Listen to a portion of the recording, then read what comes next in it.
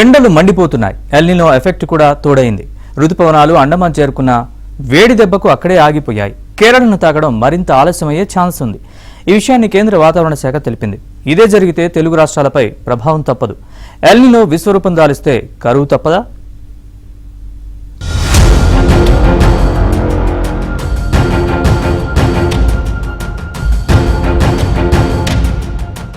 తెలుగు రాష్ట్రాల్లోనే కాదు, దేశంలోని పలు ప్రాంతాలు ఎండ తీవ్రతకు ఉడికిపోతున్నాయి.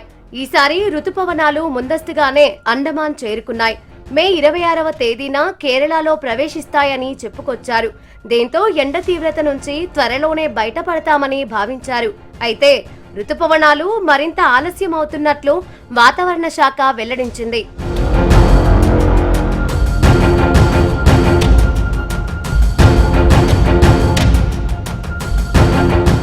నైరుతి రుతుపవనాల రాక ఈసారి మరింత ఆలస్యం కానుంది. సాధారణంగా మే చివరి వారంలో ప్రవేశించాల్సిన రుతుపవనాలు వాతావరణ మార్పుల కారణంగా జూన్ మొదటి వారంలో కేరళను తాకే అవకాశం ఉందని భారత వాతావరణ శాఖ అంచనా వేసింది. ఏపీ, తెలంగాణకు జూన్ 2వ వారం నాటికి రుతుపవనాలు ప్రవేశించే సూచనలు ఉన్నాయి. ప్రస్తుతం ఉన్న పరిస్థితుల ప్రకారం ఈ నెల 31 జూన్ 2 మధ్య కేరళను తాకే అవకాశం ఉందని వెల్లడించింది. అయితే వడగాలుల ప్రభావం మరింత పెరిగితే రుతుపవనాల రాక మరింత ఆలస్యం కావచ్చని పేర్కొంది. ఎండలు విపరీతంగా ఉన్నాయి. రాత్రి పూట కూడా ఇండ్ల దగ్గర కూడా కూలర్లు కానీ ఏసీలు కానీ పెట్టుకున్నా కూడా నిద్ర పట్టలేని పరిస్థితిలో ఉంది. ఎందుకంటే ఎండలు విపరీతంగా ఉండటం వల్ల ఆరోగ్యాన్ని కాపాడుకోవాల్సిన బాధ్యత ప్రతి ఒక్కరికి ఉన్నది. కాబట్టి మనం వృద్ధులు కానీ చిన్నపిల్లలు కానీ ఎండలో తిప్పకుండా ఇండ్లలో ఉండటానికే ప్రయత్నం చేసి నీళ్ళలో ఎక్కువ కాపాడుకోవాల్సిన బాధ్యత ప్రతి ఒక్కరికి ఉన్నది. కాబట్టి ఈ ఎండాకాలం విపరీతమైన ఎండలు పెరిగి చాలామంది ఎండలకి చనిపోతూ ఉన్నారు. కాబట్టి ఇప్పటికైనా మన ఆరోగ్యాన్ని కాపాడుకోవాల్సిన బాధ్యత ప్రతి ఒక్కరిపై ఉన్నదని గత వారం రోజుల నుంచి ఈ ఖమ్మం పట్టణంలో ఈ అధిక ఉష్ణోగ్రత వల్ల ఉదయం 7 గంటల నుంచి 8 గంటల వరకు మాత్రమే ఏ పని ఉన్నా బయటికి రావాల్సి పరిస్థితి ఏర్పడ్డది. ఈ 7-8 గంటల మధ్యలో వచ్చినప్పటికి కూడా ఈ తాటి ముంజలు కానీ, ఈ కొబ్బరి బొండాలు కానీ ఇట్లాంటి చల్లని పదార్థాలు తీసుకొని వచ్చే పరిస్థితి ఉంది. గత ఈ 2 రోజుల నుంచి ఈ వడలగాళ్ళు కూడా చాలా తీవ్రంగా ఉన్నాయి. రుతుపవనాల రాకకు ముందే కేరళలో భారీ వర్షాలు కురిసే అవకాశం ఉందని ఐఎండీ వెల్లడించింది. రుతుపవనాల రాక ఆలస్యం అవుతూ ఉండటంతో ఏపీ, తెలంగాణలో ఎండల తీవ్రత, వడగాల్పులు ప్రాణాలు తీస్తున్నాయి. రాష్ట్రంలో రానున్న 4 రోజుల పాటు తీవ్రమైన ఎండలు కొనసాగుతాయని ప్రజలు అప్రమత్తంగా ఉండాలని వాతావరణ శాఖ హెచ్చరించింది. అక్కడ నుంచి ఇప్పుడు వర్క్ మీద వచ్చిన సార్, రావాలంటేనే అసలు బగ్గి వేడి అగ్గిలకి వచ్చినట్టు కొడుతుంది సార్. ఇంతకుముందు ఎన్నడూ లేదు ఈ విధంగా. మరి వాతావరణ మార్పుల మరి పరిస్థితులు ఏందో అర్థం కావడం లేదు. మరి విపరీతమైన ఎండలు బయట రావాలంటే జంకుతున్నాం సార్. ఇట్లాంటి పరిస్థితి ఈ జాగ్రత్తలు అంటే ఇక కొంచెం మనం ఇప్పుడు ఏదైనా కానీ పొద్దున 10-11 లోపల ముగించుకున్నందుకు మా పనులు, లేదంటే సాయంత్రం 4-5 గంటల నుంచి రాత్రి 9-10 గంటల దాకా ముగించుకున్నందుకు ప్రయత్నం చేస్తున్నాం సార్.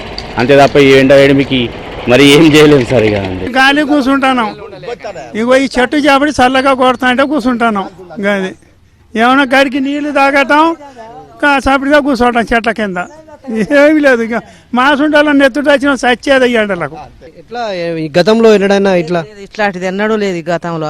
ఈ ఎండకు తరించలేతే నీళ్లు నిప్పు అయినట్టు అయితేనే నీళ్లు కూడా ఇంట్లో బిందెల నీళ్లు కూడా కాలుతాయి. భరించలేకనే చెట్ల కిందికి వస్తాను. చల్లటి గాలి ఏమనిపిస్తుంది ఎండ కొట్టేటప్పుడు? ఆయాసం ఉబ్బరొచ్చి ఎట్నో బాధ అనిపిస్తుంది, కడుపుల మంటలు. ఈ ఏడాది ఎల్నినోకు తోడుగా ఉత్తర భారతదేశం వైపు నుంచి వీస్తున్న వాయువ్య గాలుల ప్రభావంతో రాష్ట్రంలో ఎండలు మండిపోతున్నాయి. కొద్ది రోజులుగా రాష్ట్రంలోకి వాయువ్య దిశ నుంచి తీవ్రమైన పొడి, వేడి గాలులు వస్తున్నాయి. మధ్యప్రదేశ్, మహారాష్ట్ర, తెలంగాణ మీదుగా ప్రయాణించే ఈ గాలులు ఏపీలోకి ప్రవేశించే సమయానికి తీవ్రమైన వడగాలులుగా మారుతున్నాయి. రాజస్థాన్ ఎడారి ప్రాంతాలు, పాకిస్తాన్ సరిహద్దులు విపరీతంగా వేడెక్కడం వల్ల పుట్టే వీటిని లూ గాలులు అంటారు. ఇవి సముద్రం నుంచి కాకుండా పూర్తిగా భూమి మీదుగా ప్రయాణిస్తూ దారిలో ఉన్న తేమను పూర్తిగా లాగేసుకుంటున్నాయి.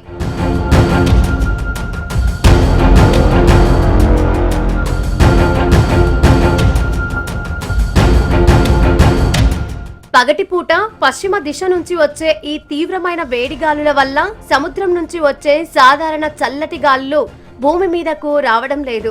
దీంతో తీర ప్రాంతంలో గాలిలో తేమ 80% పైగా తగ్గిపోతోంది. ఫలితంగా విపరీతమైన ఉక్కపోత పరిస్థితులు నెలకొంటున్నాయి. సాధారణంగా వేసవి సీజన్లో బంగాళాఖాతంలో అల్పపీడనం, ద్రోణి, ఉపరితల ఆవర్తనాలు ఏర్పడతాయి.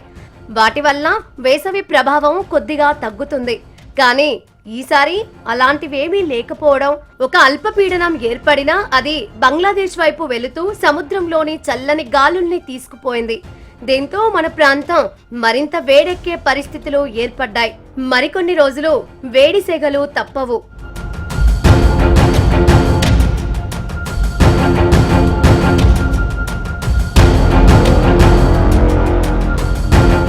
ప్రస్తుత ఎండల తీవ్రతకు ప్రధాన కారణం ఎల్నినో.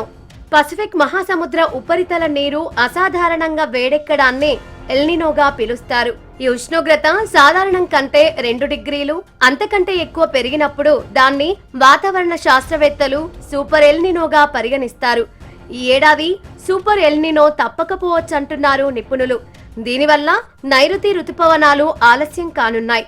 వచ్చినా సరైన వర్షాలు కురవకపోవచ్చు.